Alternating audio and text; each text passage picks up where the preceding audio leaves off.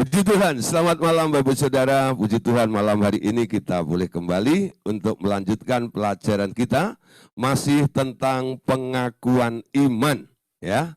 Jadi malam hari ini kita masih melanjutkan tentang pelajaran masalah pengakuan iman.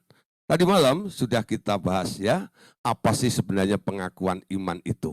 Ketika kita mengadakan pengakuan iman, artinya kita sedang meminta dan mengakui apa yang Tuhan sudah sediakan di dalam kehidupan kita semuanya. Nah, apa yang kita akui? Yang kita akui adalah apa yang tidak kelihatan. Yang tidak kelihatan itu ada di alam roh. Itulah yang disediakan oleh Tuhan kepada kita semuanya, sehingga kita boleh menghampiri Dia dan kita boleh klaim, ya, karena Dia telah menyediakan, Dia telah menjanjikannya kepada kita semuanya. Amin. Nah, apa yang telah dikaruniakan, apa yang telah dijanjikan oleh Allah. Tadi malam kita sudah bahas dua hal, ya. Yang pertama tentang masalah dibenarkan. Kita menjadi orang benar karena Allah yang membenarkan kita. Kata telah di sini artinya Tuhan telah melakukannya. Jadi karena Dia telah membenarkannya oleh darahnya, jadi kita punya kepastian. Kita pasti karena dibenarkan kita akhirnya diselamatkan dari murkanya Allah. Jangan pernah Anda setuju dengan dakwaan si iblis. Ketika iblis mendakwa Anda bahwa Anda adalah orang yang salah, Anda berkata, di dalam Tuhan saya telah dibenarkan. Semua yang kamu pandang salah itu si iblis, itu sudah tidak laku lagi. Nah, nanti berdirilah sebagai orang yang telah dibenarkan oleh Tuhan. Amin. Nah, bagian yang kedua, ya, apa yang telah dilakukan oleh Allah kepada kita? Dia telah memikul dosa kita, dan oleh bilur-bilurnya kamu telah sembuh. Nah, bagi yang sakit, ini adalah kabar baik malam hari ini. Sebenarnya sebagai anak-anak Allah, Anda tak perlu sakit. Karena apa? Masalah penyakit itu sudah dibereskan oleh Tuhan Yesus 2000 tahun yang lalu. Jadi Tuhan Yesus itu pengen semua orang-orang atau anak-anak Allah yang ditebusnya itu nantinya ketika percaya kepada Tuhan Yesus tidak hidup dalam kutuk penyakit, sehingga kita terhindar dan terbebas dari penyakit. Nah, bagaimana keluar dari penyakit ini? Mengakui apa yang telah Tuhan karuniakan. Terima kasih Tuhan, Engkau telah menyembuhkan aku. Dengan Anda berkata seperti itu, muncul sebuah kesadaran. Aku kan telah disembuhkan. Kenapa aku sakit? Jadi harusnya aku tidak sakit. Nah, disinilah Anda mulai membenahi posisi Anda. Ketika Anda berdiri dalam kebenaran, Anda akan mengalami pembebasan. Semua penyakit itu sebenarnya adalah roh. Ya, ketika Anda berkata yang benar, roh itu berubah juga. Karena roh itu nurut dengan omongan Anda yang benar. Ya, kebenarannya adalah penyakit sudah ditanggung oleh Tuhan Yesus 2000 tahun yang lalu. Kalau sudah ditanggung, buat apa saya menanggungnya kembali? Saya tak perlu menanggungnya. Karena apa? Ini sudah dibayar lunas dan sudah dibereskan oleh Tuhan Yesus. Ya. Nah, satu hal lagi, ya, yang kita bahas tadi malam satu, ya, tentang masalah berkat.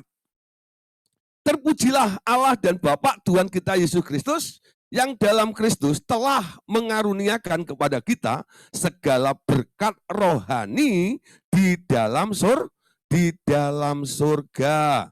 Ya, nah ini ayat luar biasa, ya, bahwa berkat itu sudah diberikan.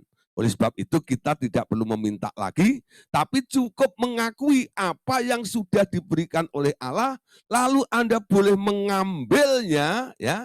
Nah, mengambilnya di mana? Karena diberikannya di dalam surga, Anda juga ngambilnya di dalam surga.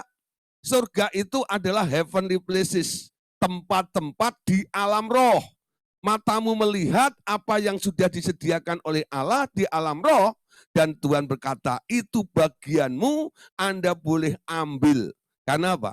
Itu merupakan apa yang Tuhan sediakan buat kita semuanya. Nah, Bapak Saudara, kalau iblis mulai mengganggu atau menggoda kita atau mencoba untuk mengecilkan iman kita, Anda boleh pakai ayat yang ditulis oleh Rasul Paulus dalam 2 Korintus pasal 2 ayat yang ke-9 ya.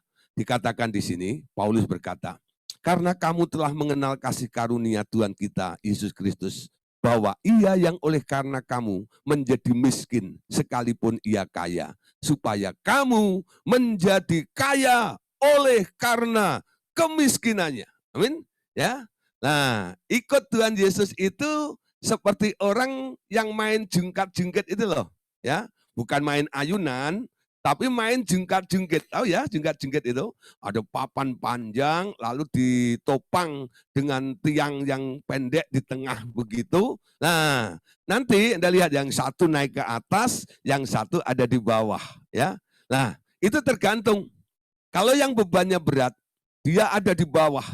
Yang bebannya enteng, dia ada di atas, ya. Ketika bebannya di atas itu dibantu, lalu menjadi semakin berat, lalu yang di atas itu bisa turun ke bawah, tadinya yang ada di bawah itu kembali atau pindah, ya. Dia akan naik ke atas. Nah, itu yang disebut mainan jungkat-jungkit. Ikut Tuhan Yesus itu mirip dengan orang main jungkat-jungkit itu. Dia katakan, ya, dia yang kaya rela menjadi miskin sekalipun ia kaya, supaya kamu menjadi kaya oleh karena kemiskinannya. Amin. Kalau hari ini Anda sedang mengalami krisis, ya, dompet Anda mulai tipis, ya. Nah, tipis nggak apa-apa kalau ATM-nya kartu kreditnya banyak. Nah, saudara, ya, sedang mengalami kekurangan seperti ini, ingat ini, Tuhan yang kaya raya itu, dia anak tunggal Bapa, pewaris tunggal kerajaan surga itu, dia rela turun ke dunia untuk menggantikan posisi Anda yang miskin. Jadi pandang dulu, bapaknya Yesus itu kayanya luar biasa, lalu anaknya sebagai pewarisnya pasti kaya juga. Tapi si anak itu rela tukar tempat dengan Anda. Aku yang menjadi anaknya orang yang kaya ini, setiap hari boleh menikmati kekayaan Bapakku ini, sekarang aku boleh turun ke dunia. Biarkan aku menjadi orang miskin, supaya harapannya Yesus adalah kalian semuanya, kita semuanya yang sedang menderita dalam kemiskinan ini, kamu beroleh kekayaan. Amin. Kaya di dalam Tuhan.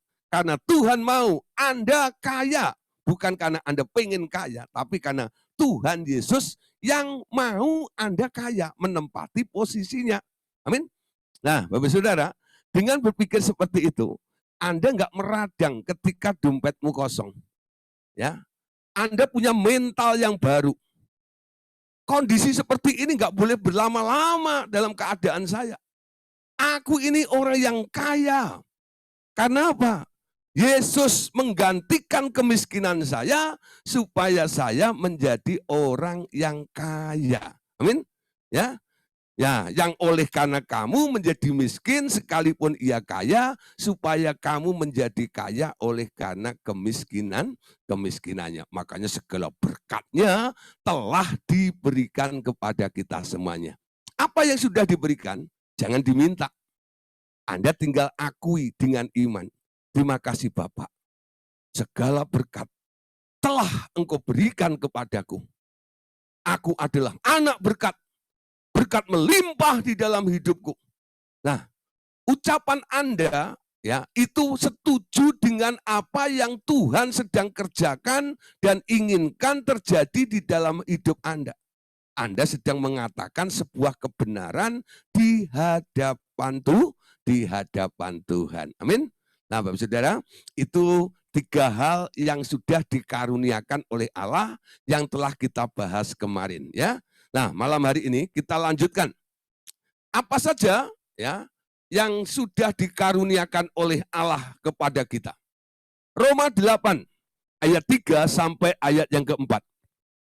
Sebab apa yang tidak mungkin dilakukan hukum Taurat karena tak berdaya oleh daging, telah dilakukan oleh Allah dengan jalan mengutus anaknya sendiri dalam daging yang serupa dengan daging yang dikuasai dosa karena dosa. Ia telah menjatuhkan hukuman atas dosa di dalam daging. Ayat 4, perhatikan. Supaya tuntutan hukum Taurat digenapi di dalam kita yang tidak hidup menurut daging, tetapi hidup menurut roh. Amin. Nah, Bapak Saudara, Taurat itu aturan. Ketika kita mendengar sebuah aturan, firman Tuhan melarang ini, melarang itu, kita rasanya sepertinya nggak mampu ya. Siapa bisa, mana bisa saya melakukan seperti itu? Itu yang bisa hanya Allah saja. Manusia itu lemah. Betul nggak itu? Mana mungkin? Ya, kalau orang bisnis kadang-kadang ya, jangan menyuap, jangan ini. Dalam dunia seperti ini kalau kita tidak lakukan gitu, mana goal nanti proyek kita? Nah, jadi aturan-aturan itu nggak bisa Anda penuhi karena apa? Karena Anda merasa ada sesuatu yang menarik untuk Anda kalah. Anda menjadi orang yang lemah. Kenapa Anda menjadi orang yang lemah? Firman Tuhan katakan, roh itu penurut, dagingmu itu lemah. Ya, sebenarnya yang membuat manusia lemah, tidak bisa memenuhi tuntutan Allah, itu karena dagingnya. Amin. Dagingnya itu loh. Banyak orang kadang-kadang memanjakan dagingnya. Ya, punya masalah banyak gitu terjadi. Lalu datang kepada hamba Tuhan, tolong doain.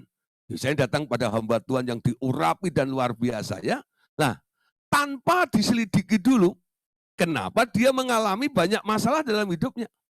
Karena masalah itu ya bisa terjadi di dalam kehidupan Anda. Ada beberapa faktor alasannya. Ada yang diizinkan oleh Tuhan untuk menempa hidup Anda supaya Anda cepat naik level. Amin. Tapi ada juga penyakit itu ya terjadi di dalam hidup Anda karena Anda buka celah. Karena Anda setuju dengan ajakan si iblis. Ya. Karena adanya dosa. Ya, dosa mengakibatkan manusia jadi sakit juga. Punya masalah juga. Ya. Nah, kalau ada dosa harus bertobat, bukan harusnya. Tapi kadang-kadang bertobatnya tidak mau, keinginannya supaya dia lepas dari masalah. Itu yang banyak ya. Nah, kalau Anda ketemu dengan hamba-hamba Tuhan yang mendidik, ya, Anda akan mulai diberitahu oleh si hamba Tuhan itu, ya. Sebenarnya masalahmu itu solusinya cuma gampang. Matikan dagingmu. Ya. Matikan dagingmu. Kalau kamu nggak bisa matiin dagingmu sendiri, sini tak pateni. Sini tak bunuh. Ya. Nah, ada beberapa hamba Tuhan ya di RTM ini khususnya. Ya, kita mulai nih kalau ada orang yang kedagingannya kuat dan dia sedang mengalami masalah banyak dan minta didoain, kita nggak malah doain ya. Kita malah oprek di daerah kedagingannya. Kamu kedagingan seperti itu. Sini nih, tak pateni dagingmu, ya.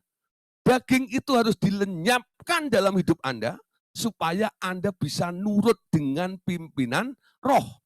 Tapi ya, mana mungkin manusia itu bisa melepaskan diri dari dagingnya ini? Artinya kalau Anda lepas dari daging, Anda mati, benar-benar bukan? Tapi kita lihat ini, Tuhan Yesus 2000 tahun yang lalu, dia mati di kayu salib dalam bentuk ya wujud tubuh daging. Jadi dia tidak mati di kayu salib dalam tubuh roh gitu, enggak. Yesus itu mati di kayu salib dalam tubuh daging, ya. Tujuannya apa, Saudara? Supaya ya dia ya mengalami hukuman di dalam dagingnya itu.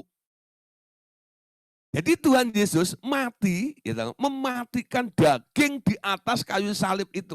Dengan harapan, Nanti orang-orang yang percaya, yang selalu tidak bisa keluar dari jerat daging ini, boleh mengakui kematian Tuhan Yesus dalam bentuk daging itu, ya, nanti Anda akan terbebas dari semua ikatan-ikatan daging di dalam diri Anda. Amin. Jadi bukan berjuang keluar dari daging, tapi mulai mengakui apa yang Tuhan Yesus katakan. Terima kasih Tuhan, Engkau 2000 tahun yang lalu telah digantung di kayu salib dalam tubuh daging untuk mewakili kedagingan saya. Hari ini Tuhan, aku mau bersama-sama dengan Engkau. Dagingku mati bersama-sama dengan Engkau. Karena Anda masuk di dalam Yesus, ya, ketika Yesus mati dalam dagingnya, otomatis Anda juga mengalami kematian daging yang sama seperti Tuhan Yesus pernah mengalami kematian daging juga. Amin. Nah, akibatnya Anda terlepas dari ikatan daging itu dan bisa memenuhi tuntutan daripada hukum Allah. Sehingga Anda menjadi orang yang dipimpin oleh roh. Amin. Nah, Bapak Saudara, itu yang dikatakan dalam Roma pasal 8 ayat 3 sampai 4. Nah, ayat berikutnya 1 Korintus 15 ayat 57. Dari 1 Korintus 15 ayat 57, kita sekarang bisa mengetahui lagi apa saja yang Tuhan Yesus sudah sediakan dan yang sudah Tuhan kerjakan di dalam kehidupan kita.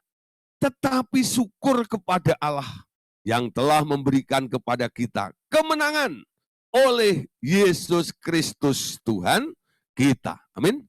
Nah, yang namanya kemenangan itu sudah diberikan oleh Tuhan Yesus. Artinya apa?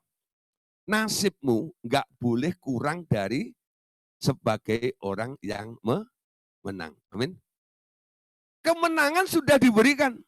Ketika Anda sedang berjuang, ya, bergumul dengan permasalahan dalam kehidupan Anda, jangan pernah berpikir bagaimana kalau saya kalah. Ya, jangan berpikir bagaimana nanti kalau saya kalah. Ayo, siapa yang sedang mengalami pergumulan dalam hidupnya? Ketika Anda berjuang dalam persoalanmu itu, apa yang Anda pikirkan? Apa yang Anda khawatirkan? Apa yang sedang Anda takutkan? Bagaimana kalau aku kalah? Ya, ingat ayat ini. 1 Korintus 15 ayat 57. Pegang baik-baik ayat ini. Ayat ini mengatakan, tetapi syukur kepada Allah yang telah memberikan kepada kita apa? Kemenangan oleh Yesus Kristus Tuhan kita. Sehingga Anda bisa berkata begini, kemenangan sudah kau jamin, aku percaya. Amin. Ya Tuhan, ku percaya, aku percaya. Lewati lembah air mata, aku percaya. Firman-Mu, ya dan amin, aku percaya. Ya, garis apa? Bait terakhirnya katakan, kemenangan sudah kau jamin. Katakan, aku percaya. Amin. Kenapa Anda bisa ngomong begitu? 1 Korintus 15 ayat 57. Tetapi syukur kepada Allah yang telah memberikan kepada kita kemenangan oleh Yesus Kristus Tuhan kita. Amin. Jadi nasibmu nggak boleh kurang dari orang yang seharusnya menang. Amin. Amin. Nggak ada masalah yang bisa mengalahkan Anda. Karena apa? Tuhan telah mengaruniakan namanya kemenangan itu kepada Bapak, Ibu, Saudara. Dan ini camkan baik-baik. Jangan sampai ini pikiran ini ya tentang masalah Tuhan memberikan kemenangan kepada Bapak Saudara itu lenyap ketika Anda sedang ditimpa banyak persoalan. segudang masalah apapun yang sedang menimpa dan menyerang saya pasti menang. Amin. Kenapa? Itu takdir saya. Itu nasib saya. Karena Tuhan telah memberikan kepada saya kemenangan oleh Yesus Kristus, Tuhan kita. Amin. Bisa ngomong gitu enggak? Jangan terus datang kepada kami, Pak Gideon gimana Pak Gideon kalau saya sampai ini nanti kalah gimana ini nanti Pak Gideon? Pak tabok. Ya, jangan salah ngomong.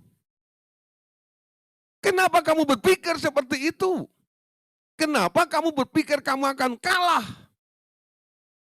Ayo, sekarang coba. Kenapa Anda sampai berpikir Anda akan kalah? Apakah Allah menjanjikan Anda untuk menjadi orang yang kalah? Tidak. Justru sebaliknya. Allah menjanjikan kepada Anda. Syukur kepada Allah yang telah memberikan kepada kita kemenangan oleh Yesus Kristus, Tuhan kita. Angkat itu, saudara. Jadi kebenaran di dalam kehidupan Anda. Nasibmu nanti tidak kurang dari orang yang menang. Amin. Nah, Anda mulai dari kemenangan yang kecil atau status menjadi orang menang dan lama-lama Anda melihat kemenangan demi kemenangan akan Anda saksikan, akan Anda alami di dalam kehidupan Anda. Amin. Jika Anda bisa berkata lebih dari pemenang dalam segala perkara. Amin. Nyanyinya pinter.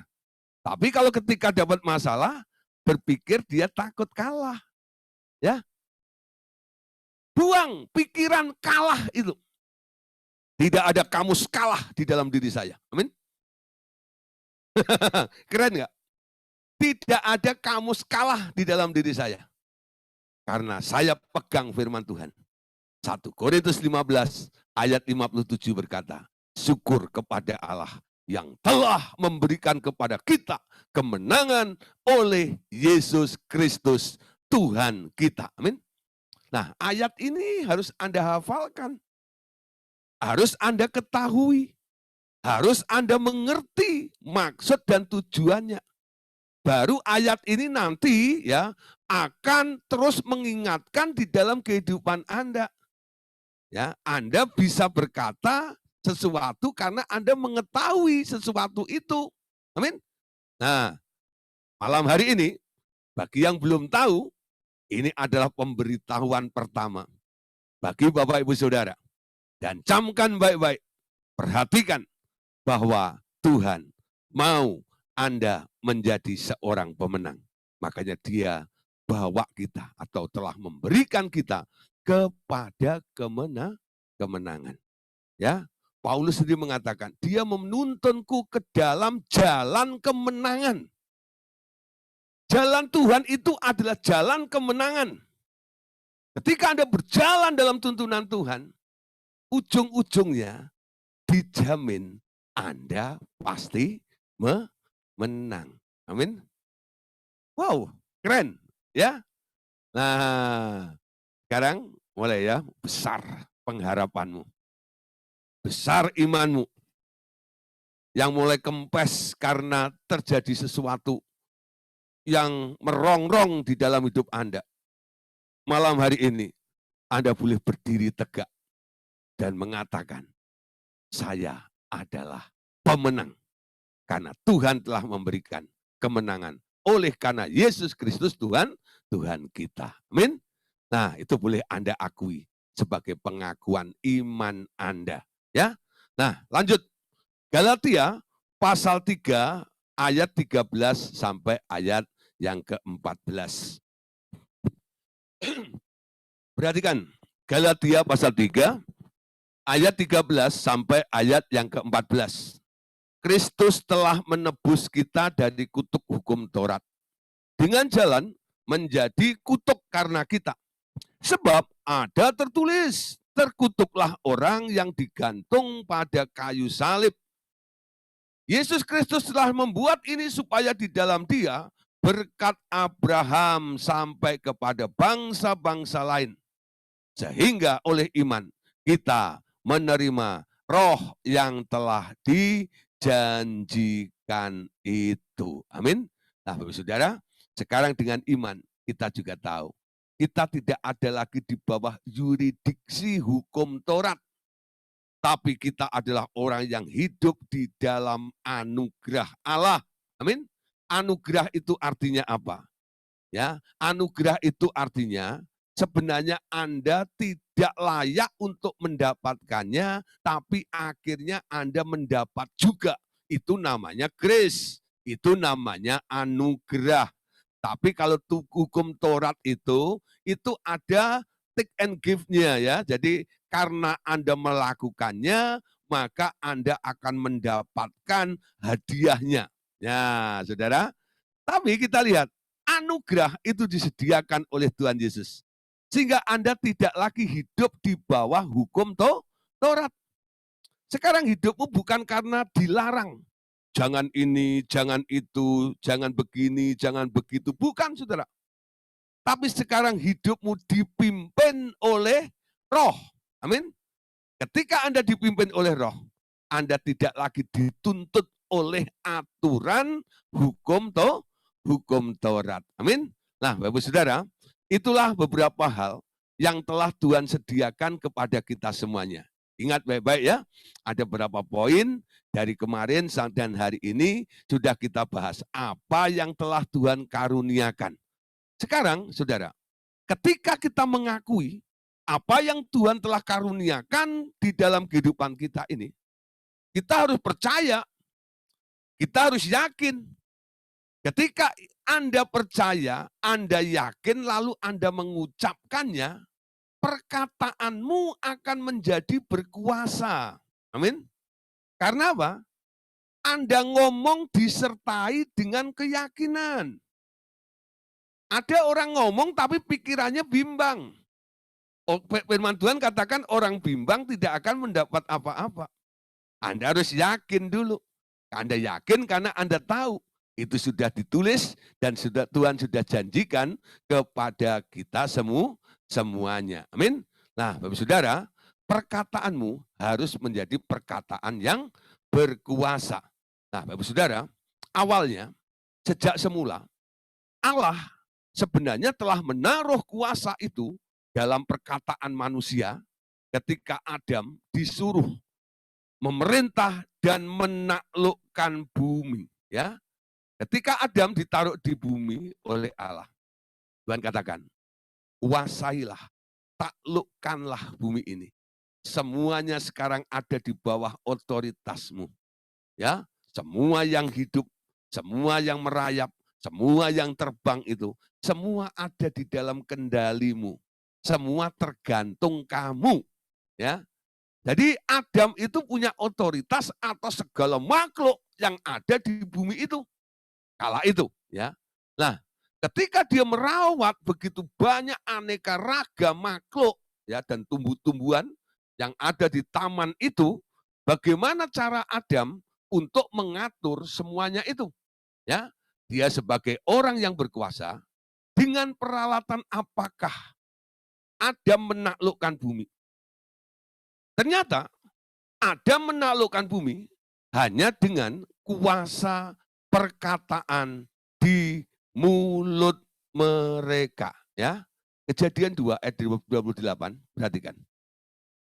Allah memberkati mereka, lalu Allah berfirman kepada mereka, beranak cuculah dan bertambah banyak, penuhilah bumi dan taklukkanlah itu, berkuasalah atas ikan-ikan di laut dan burung-burung di udara, dan atas segala binatang yang merayap di bumi. Nah, bayangin saudara, betapa repotnya Adam seorang diri, ya, dibantu sama istrinya, itu hanya 2 orang, itu harus mengatur begitu banyak aneka ragam makhluk.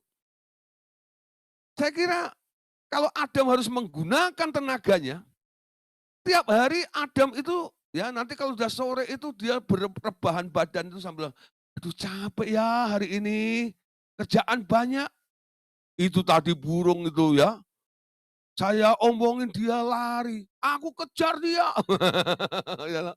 Tadi gajah itu tuh nggak itu, aku omongin, dia juga larisan, dia kejar-kejaran dengan gajah, dia kejar-kejaran dengan burung, belum ikan Saudara, bayangin, tuh nggak itu. Dia nyelam ke bawah, itu loh. Nah, apalagi ikan yang kecil-kecil, wah itu membuat dia capek juga semuanya, ya. Coba Saudara, ngatur ikan, ngatur burung, ngatur binatang darat, belum tumbuh-tumbuhan yang lainnya juga. Semua. Ya, yang ada di Taman Eden itu, yang mewakili bumi pada waktu itu, yang diserahkan otoritasnya kepada Adam. Kalau Adam harus mengaturnya dengan kekuatan, dengan tenaganya, saya yakin Adam kehabisan energi. Betul nggak? Dia pasti capek. Dia pasti berontak dan mulai ngomel dengan Tuhan. Tuhan, tugas yang engkau berikan ini terlalu berat bagiku. Tapi Alkitab nggak pernah mencatat seperti itu, bukan? Dia tidak bilang, Tuhan, aku capek hari ini. Tadi kejar-kejaran dengan burung, hampir keinjak gajah aku tadi. Saudara ya, bayangin saudara, Adam bisa ngomong begitu dengan Allah. Ya toh. Nah, tapi kenyataannya Adam nggak komplain. Ya, dia bisa tuh menguasai semuanya. Dia bisa mengontrol semuanya. Dengan apa dia kontrol? Dan dia tak perlu capek. Ternyata dia menggunakan satu alat kerja, ya, bukan dengan ototnya dan bukan dengan otaknya, tapi dia lakukan dengan omongannya, ya. Orang yang bekerja dengan mulutnya, dia ngomong maka semuanya berubah dan jadi alias nurut, itu namanya full power. Betul enggak ya? Penuh kuasa. Coba Anda lihat, kalau dalam sebuah perusahaan, ya, itu CEO, ya, presiden itu dari perusahaan ini, kalau dia mau ngangkat barang di sana, apakah dia yang mengangkat? Tidak. Kalau dia mau barang itu pindah, dia hanya ngomong, tolong Pak Simon, angkat barang itu. Nah, kira-kira Pak Simon yang kerja di situ ngangkat barang itu enggak? Angkat. Nah, dia ngangkat bukan karena Pak Simon tuh pengen barang itu diangkat, bukan. Dia merealisasikan apa yang diinginkan oleh si bos itu, bukan? Si bos itu mengangkatnya hanya cuman bilang, tolong angkat. Barang itu keangkat kok. Angkat barang itu. Nanti ada yang mengangkatnya. Itu namanya orang yang berkuasa. Betul nggak ya? Orang berkuasa nggak bekerja pakai otot. Nggak bekerja pakai otak. Tapi cukup ngomong. Ngomong maka jadi. Itu namanya berkuasa. Allah itu berkuasa. Dia berfirman, maka semuanya jadi. Dia berfirman, maka semuanya berubah. Amin. Nah, Bapak Saudara, jadi ketika Adam disuruh untuk menguasai bumi, hari itu sebenarnya Adam itu menjadi orang yang powerful, penuh dengan kuasa. Omongannya penuh dengan kuasa. Sehingga gajah itu nurut dengan Adam. Pohon kelapa itu juga nurut dengan Adam, betul nggak? Jadi kalau pohon kelapa sudah kaku itu, ya, kalau dia pengen buah kelapanya, Adam juga bilang, nunduk. Gitu. Kira-kira pohon kelapa mau nunduk nggak? Mau nunduk nggak? Saya kira mau nunduk. Tapi Pak, batangnya kan kaku kayak begitu. Nah, itu walaupun kaku seperti itu, kalau omonganmu cukup berkuasa, yang kaku pun itu jadi lentur. Amin. Itu mission impossible. Ya, sesuatu yang nggak mungkin, tapi bisa dilakukan oleh orang-orang yang berkuasa. Dan dia nggak perlu pakai tenaga. Saya kadang-kadang mencoba nih, saudara ya. Kalau saya diberi otoritas nih, satu hari saya dipercaya, diundang khotbah di satu gereja. Nah, jemaatnya sekitar 1.500 ya. Nah, 1.500. Wah, Saudara, ketika ya itu ibadah 3 kali, ibadah pertama 1.500-an ya. Nah, ibadah kedua, ketiga, dan jemaat mereka itu sampai 5.000 lah kira-kira. Nah, Saudara, 1.500 orang di hadapan saya, ya, satu hari saya tes mereka semuanya. Saudara, saudara percaya saya orang berkuasa enggak? Mereka pada bingung. Maksudnya apa, Pak? Pagi-pagi nanya saya orang berkuasa. Saya mau buktikan kepada Bapak Ibu Saudara bahwa saya orang berkuasa. Ya, oke, siap ya? Nah, Bapak Saudara, saya minta berdiri dulu. Ya, mereka berdiri semua. Sekarang saya minta duduk. Ya, nah, Bapak Saudara, Bapak Ibu Saudara melihat saya berkuasa kan? Mereka masih bingung. Maksudnya apa, Pak? Loh, saya mengangkat Bapak Ibu Saudara 1.501 orang kurang lebih 70 kilo. Betul nggak ya? Anda kaliin. 1.500 kali 70 kilo. Berapa ton? Ya, dari duduk dia berdiri semuanya. Saya angkat bukan dengan tenaga saya. Saya angkat dengan omongan saya. Tadi Bapak Ibu Saudara, saya suruh berdiri, berdiri kan? Gak usah saya tarik, gak usah. Kenapa bisa begitu? Posisi saya ini loh. Karena saya ada di mimbar ini, saya jadi orang berkuasa. Omongan saya diturutin semuanya kan. Saya suruh berdiri, saya suruh duduk, suruh angkat tangan, betul nggak? Nah, ketika orang nurut dengan omongan saya berkuasa juga. Ya, nah, orang yang berkuasa itu juga bisa mempengaruhi orang lain walaupun di beda tempat juga. Nah, contoh kita lagi Zoom seperti ini, ya. Nanti ini, ayo, coba wajahnya mana? Gitu. Itu nongol semua wajahnya. Gitu, ya. Anda nongolin wajah tadi karena siapa? Karena saya omongin, loh nggak ya? Bukan saya cari dulu. Kamu di mana? Tak umpet dulu dengan Anda. Nggak perlu kayak begitu. Omongan saya jadi berkuasa. Saya berkali-kali jadi orang berkuasa ya. Saya mengerti tentang arti omongan berkuasa, saudara. Ketika saya memerintahkan sesuatu, tanpa tenaga saya, mereka bisa pindah. Ya, nurut. Karena ada power di omongan saya. Amin. Nah, tapi kalau saya lagi bercanda dengan Bapak Saudara, dan Anda nangkep ini kayak Pak Gideon lagi ngerjain saya gitu ya. Nah, Anda bisa ngeles, gitu, Anda nggak mau. Ya, tapi kalau lagi serius seperti ini, ya, saya sedang memberitakan firman seperti ini, semuanya pasti ngangguk-ngangguk. Gitu, bener Pak, iya Pak, gitu, nurut Pak, gitu ya. Kenapa? Omongan saya powerful. Nah, sekarang Bapak Saudara, apakah omongan Anda penuh dengan kuasa atau tidak? Adam ketika jatuh dalam dosa, omongannya nggak penuh kuasa lagi. Karena dia sudah tidak terkonek dengan Allah. Dan mulai menggunakan pikirannya. Dan menggunakan tenaganya. Alat kerja tentang ucapan ini sekarang jarang digunakan.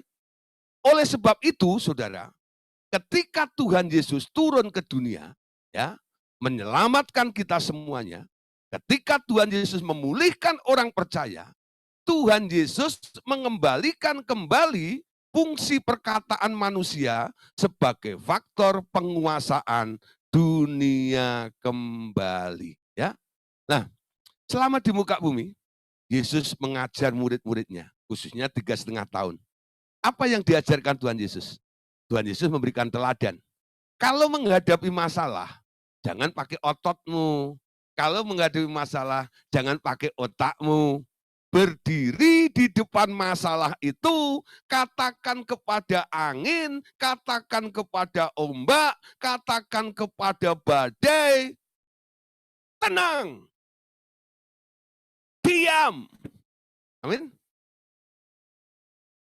Loh, kalau kita kan beda ya. Gimana ini menghentikan angin? Berpikir nih. Yesus enggak. Kalau Anda berpikir, ada kecenderungan, ada kesempatan Anda panik. Orang panik itu karena mentok berpikir, betul nggak ya? Karena dia coba cari way out-nya, tapi nggak menemukannya. Lalu muncul ketakutan.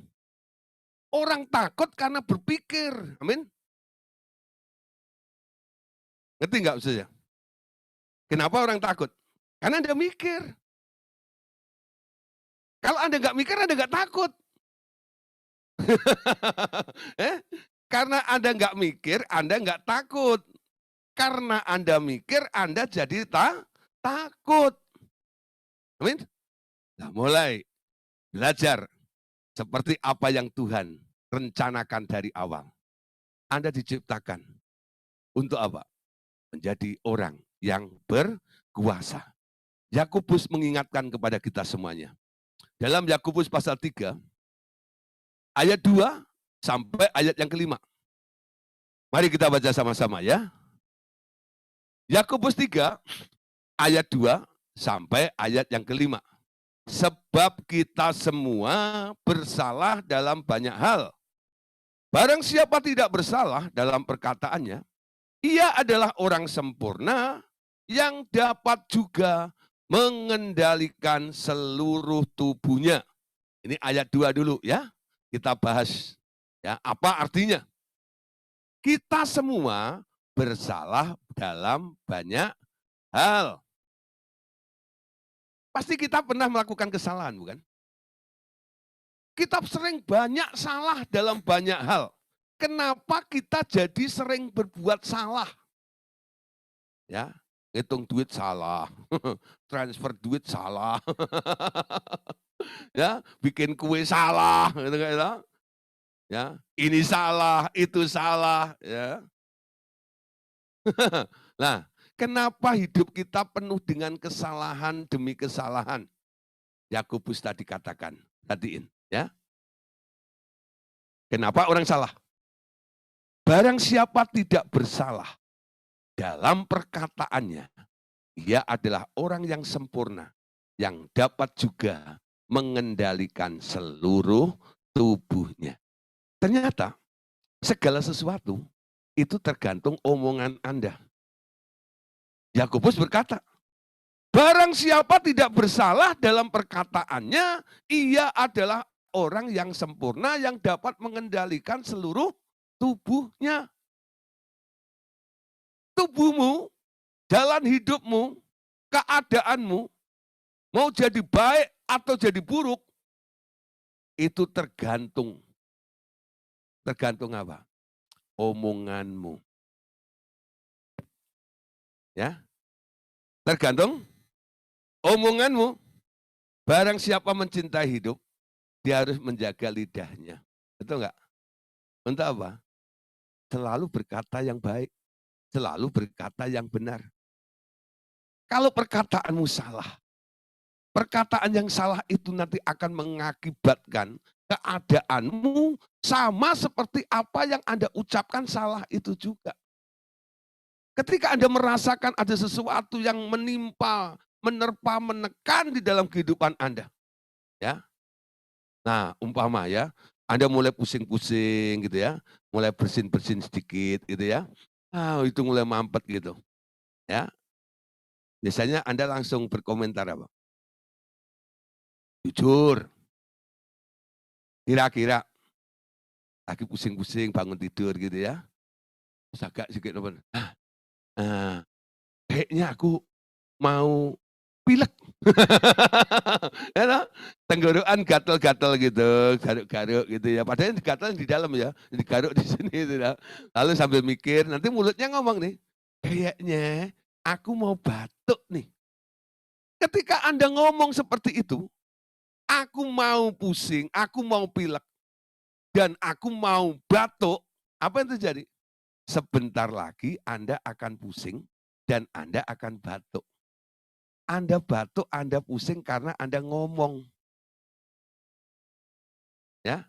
Walaupun keadaan Anda sama, Anda sedang pusing dan sedikit ganjel di hidung Anda itu. Anda jangan bilang begitu. Kayaknya aku mau pilek ya. Jangan bilang. Siapa bilang aku pilek? Aku orang sehat. Hari ini aku sehat walafiat. Ketika tenggorokanmu mulai gatal-gatal seperti itu, ya, Anda jangan bilang, "Aku kayaknya mau batuk nih." Jangan begitu, ya. Enak ya. Ya, suaraku yang mulai serak-serak, suaraku indah sekali. Wah, ya. Dulu waktu saya masih sering jadi WL, ya, eee, itu kalau udah hari, Sabtu gitu ya, itu habis latihan dan sebagainya itu kadang-kadang terus nanti naik motor, kehujanan, dan segala macam, aduh suara udah mulai habis gitu ya, agak serak-serak gitu. Lah waktu itu saya masih kos ya, waktu masih kos itu saya ngomong dengan teman-teman yang ada di kos-kosan, aduh siapa yang mau ini dong kerikin saya, bilang gitu loh. "Emang kenapa?" Bilang gitu loh. "Ya besok mau nyanyi." Ini suara kayak begini, ya toh. Nanti bukan serak-serak basah jadi serak-serak kering nanti. Gitu ya, nggak enak nanti, kan gitu ya. Nah, ketika saya panik seperti itu, dan saya berpikir besok saya akan serak, betul saudara, ya, itu nada semua saya turunkan 1 oktav, ya. Biasanya nadanya G gitu. Saya minta ke E atau F, turun. Kenapa? Saya nggak nyampe. Suara saya turun, saya coba gitu nyanyi awal gitu tes gitu, kayak nggak nyampe ya. Sorry ya, dari latihan kemarin kita ini turun semua 1 oktav, ya. Nah, turun 1 oktav aja kadang-kadang udah ngah-ngah sekali gitu, ya. Nah, apalagi dulu zaman dulu mor mor mor, lompat-lompat kayak gitu loh, wah gitu ya, itu capeknya luar biasa, ya. Nah, tapi saudara, satu hari saya juga merasa letih juga, capek juga. Nah, ketika udah mulai padat acaranya, ya kadang-kadang saya itu kalau udah mulai hari Jumat itu, ya ketika RDSB, RTM awal-awal itu belum banyak pekerjanya. Jadi saya ini lalu lalang, ya enggak, bersama dengan Pak Andreas dan Bu Dorcas Daud waktu itu. Nanti ya hari Jumat itu acara di Bandung, ya itu revival worship service. Ya, nanti Sabtunya itu acara revival worship service di Jakarta. Dari Bandung, jadi saya Kamis berangkat, gitu enggak ya. Nanti Jumat acara, nanti hari Sabtu rame-rame kita pulang ke Jakarta, ya. Nah, terus Minggu pagi itu ada kita buka gereja dulu namanya Rumah Doa Segala Bangsa. Ya. Dulu masih satu tempat di Plaza Sentral ya, di gedung aneks itu. Nah, dari situ nanti sore ada lagi ibadah gereja rumah doa segala bangsa di Bandung.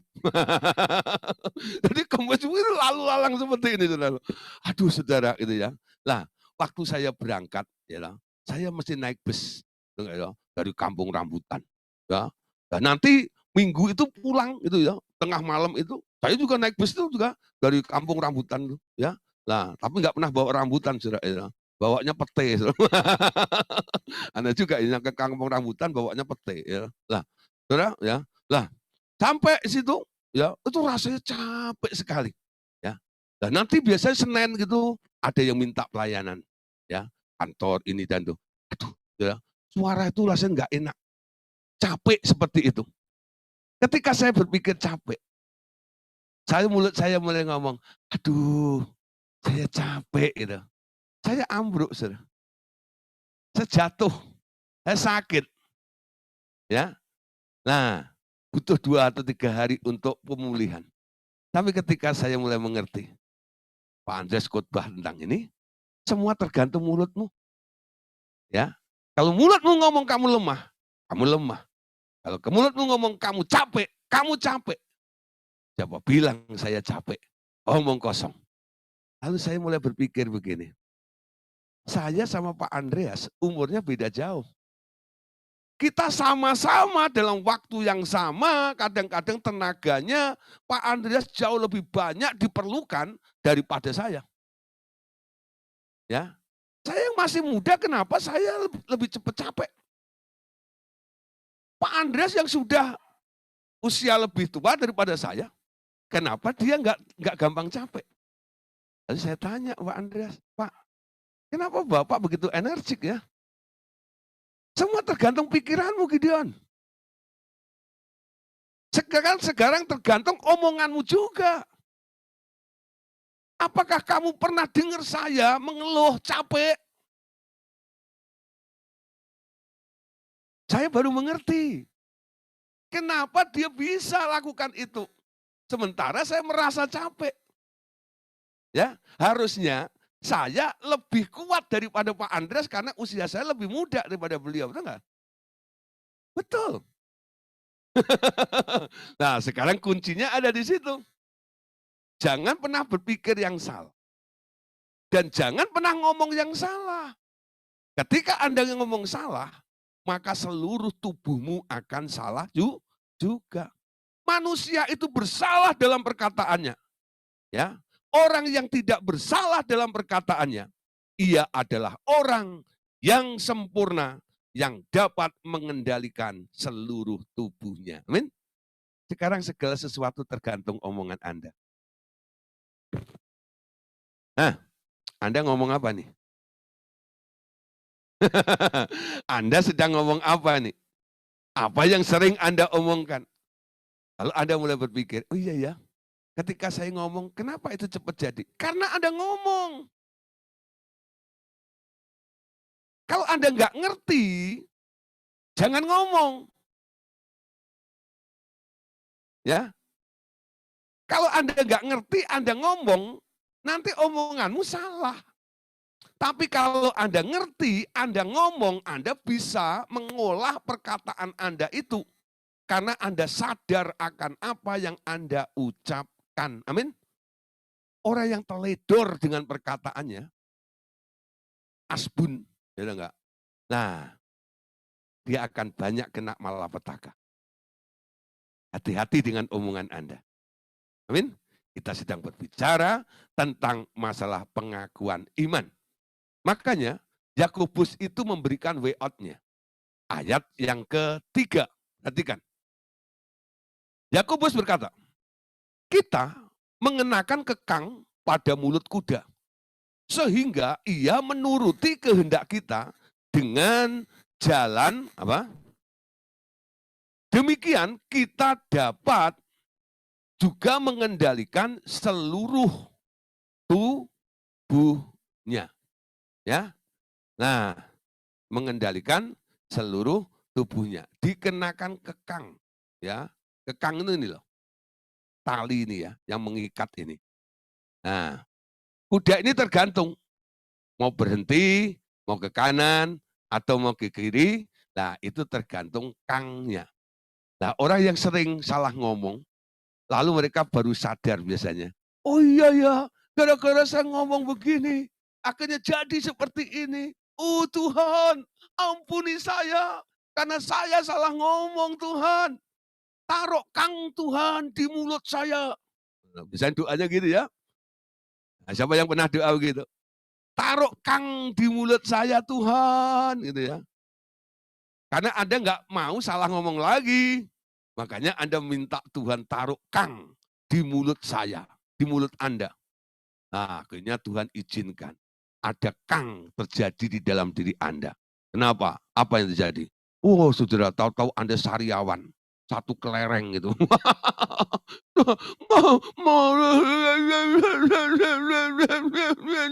Ngomong kok begitu kenapa? Oh, sariawan. Nah, ya, ya, sariawan. Nah, ketika Anda sariawan, Anda nggak ngomong salah ya. Karena apa? Ngomong aja susah, betul nggak? Buru-buru mau ngomong, mengeluh itu. Ngomongnya nggak jelas. Kenapa? Sariawan, betul nggak ya? Ketika Anda sariawan, Anda nggak ngomong salah, bukan?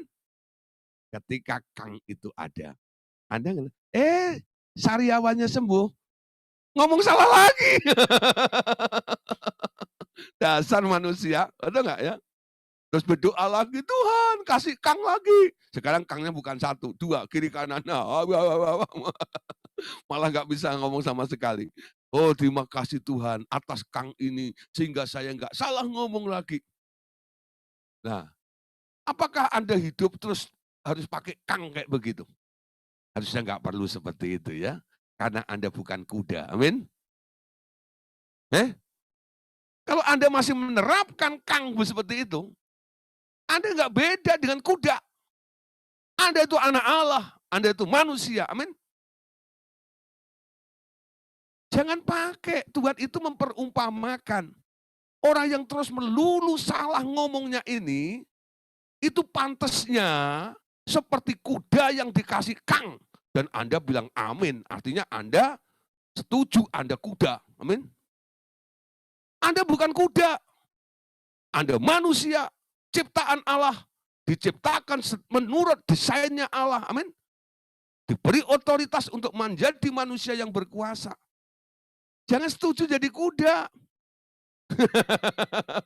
Ayo, yang masih salah mikir tentang ayat ini, oh Tuhan terima kasih Tuhan, itu artinya Anda kuda.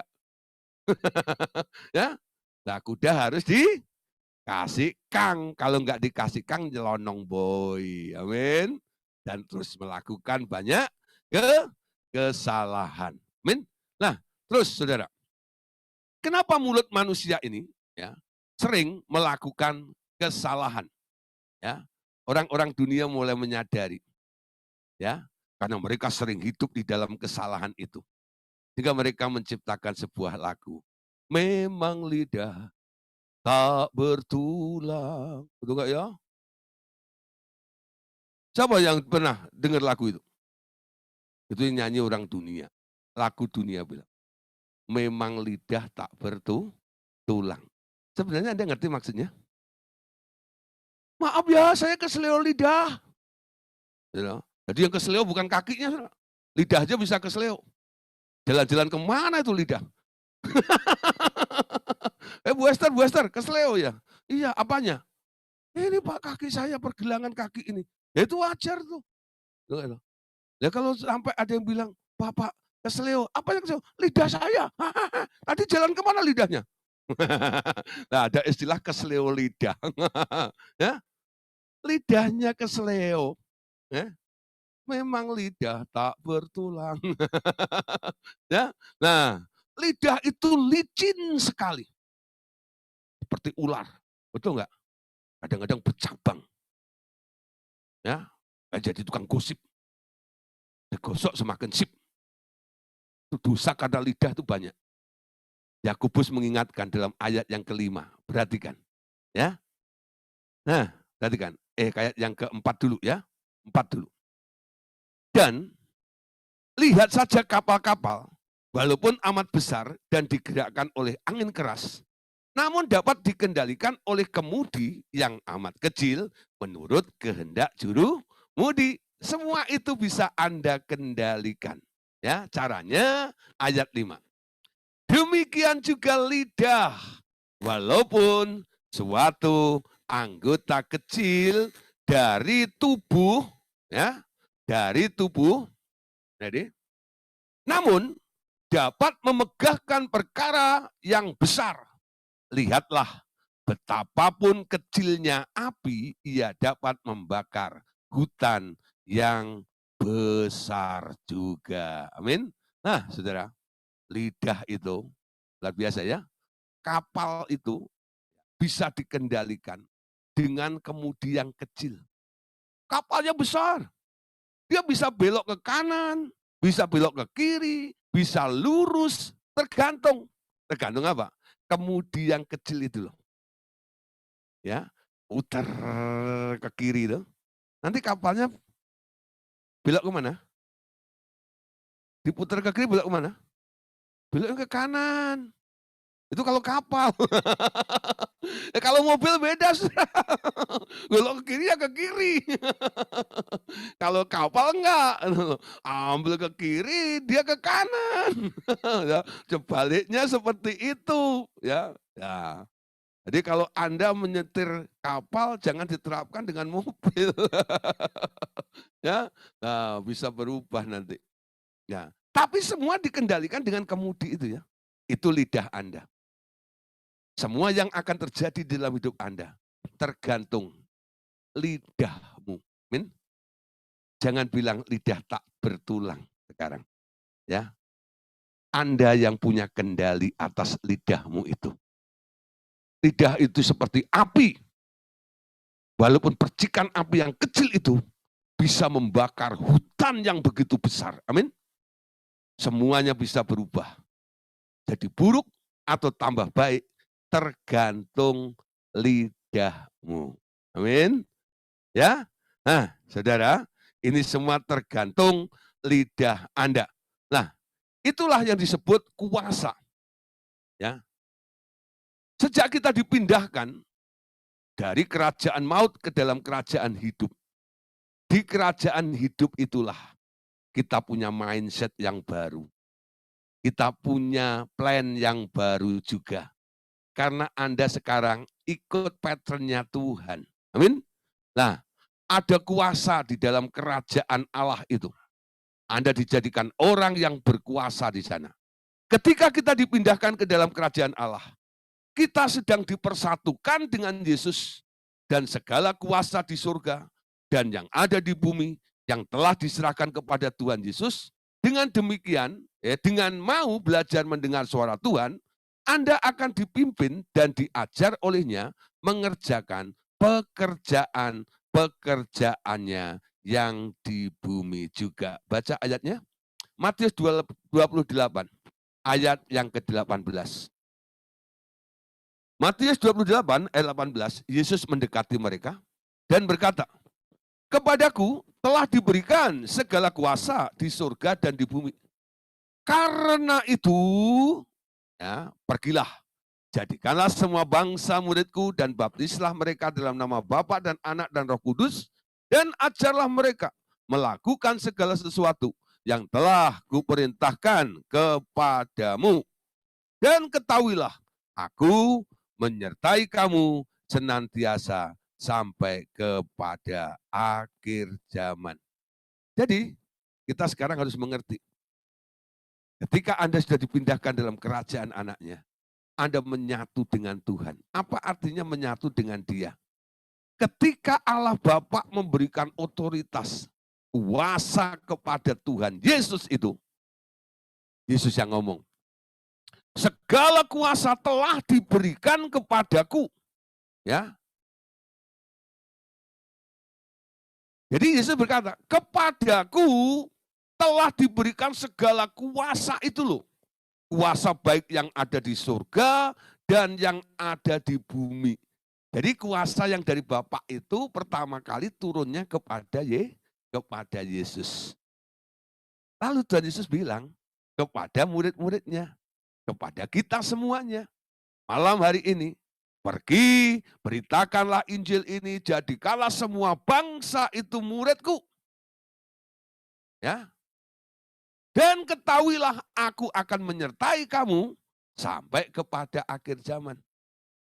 Tuhan menyuruh murid-muridnya datang ke sini. Seperti Bapak telah menyerahkan kuasanya kepadaku. Sekarang kuasa itu juga aku berikan kepadamu. Amin. Artinya apa? Kalau 3,5 tahun di muka bumi ini, aku melakukan pekerjaan karena aku punya kuasa. Dengan omonganku, sekarang kamu harus bekerja dengan pola dan cara yang sama juga. Bukan bekerja dengan otot, bukan bekerja dengan otak, tapi bekerja dengan omongan. Amin. Nah, ada kuasa di dalam perkataan Anda. Sehingga Paulus menulis dalam Kolose pasal 1 ayat yang ketiga.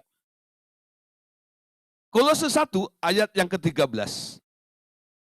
Di sini dikatakan, ya, Yesus telah melepaskan kita dari kuasa kegelapan dan memindahkan kita ke dalam kerajaan anaknya yang kekasih.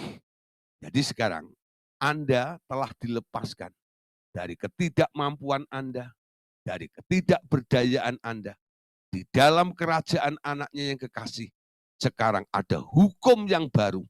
Ya, ada hukum yang baru yang harus kita tangkap, yang harus kita mengerti. Di dalam kerajaan anaknya itu, semuanya akan terjadi oleh karena firman. Amin. Tapi di alam materi, di dalam kerajaan kegelapan, itu semua akan berubah kalau didorong, kalau ditarik, ya, dengan otot dan dengan otaknya. Tapi di dalam kerajaan Allah, itu segala sesuatu tergantung firman. Manusia hidup bukan dari roti saja, tapi dari setiap perkataan yang keluar dari mulutnya Allah. Ketika Anda ada di dalam kerajaan Allah, sekarang bukan hanya yang keluar dari mulutnya Allah. Sekarang segala sesuatu terjadi. Tergantung apa yang keluar dari mulutmu. Amin. Bingung ya? Ya karena belum melakukan. Nanti kalau sudah mulai melakukan, saya jamin bukan bingung, malah ketagihan. Mau ngomong apa ya hari ini? Mau ciptain apa lagi ya? Mau mengubah apa ya? Nah, mulai lakukan. Sekali Anda bisa menggunakan alat kerja mulut Anda dan bisa melakukan dengan sempurna, saya percaya Anda menjadi excited. Amin. Ngomong jadi.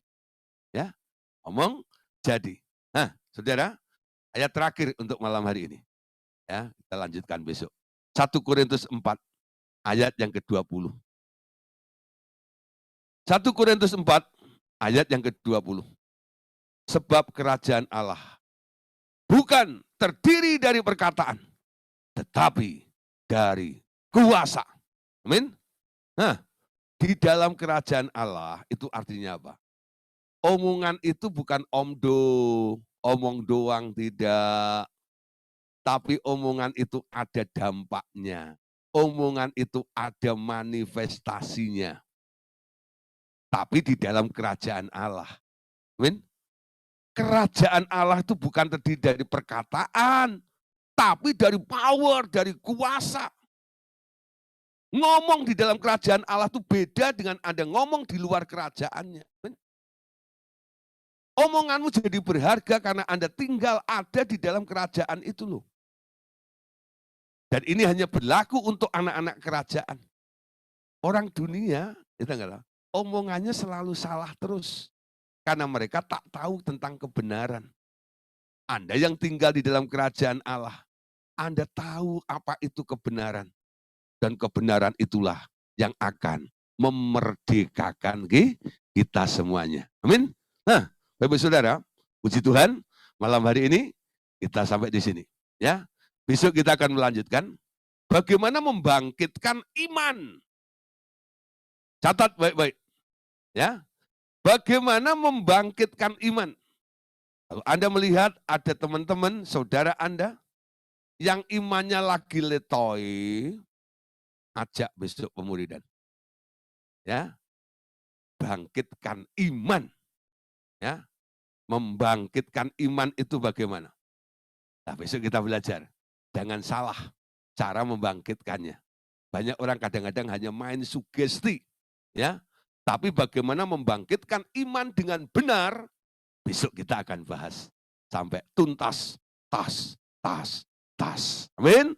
Puji Tuhan, Tuhan Yesus memberkati kita semuanya. Amin.